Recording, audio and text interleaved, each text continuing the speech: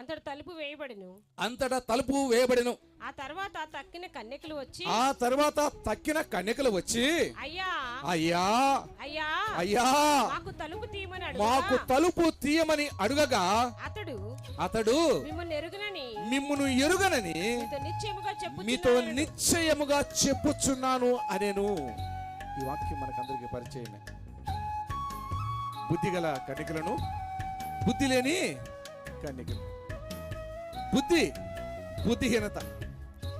బుద్ధి కలిగిన వారు దేవుని ఆరాధించిన వారే, బుద్ధి లేని వారు కూడా దేవుని ఆరాధించిన వారే.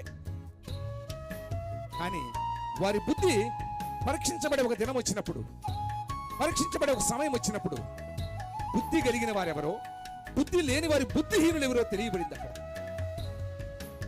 ఆ రెండు గుంపులు కూడా పరిశుద్ధ ఆ పెళ్లి కుమారుని ఎదుర్కొనడానికి వెళ్ళారు.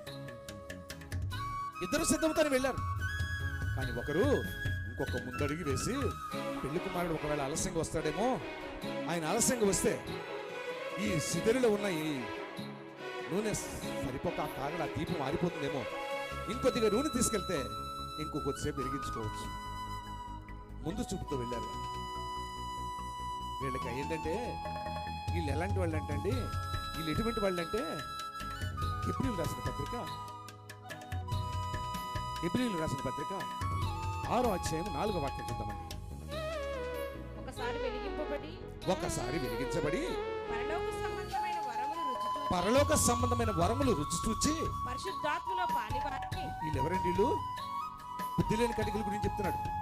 ఈ బుద్ధి లేని వారి బుద్ధి ఎలా ఉంటుందో, ఆ బుద్ధి లేని వారి హృదయం ఎలా ఉంటుందో, ఆ బుద్ధి లేనటువంటి బుద్ధిహీనుల యొక్క మనసు ఎలా ఉంటుందో వీళ్ళకి అన్నీ తెలుసు.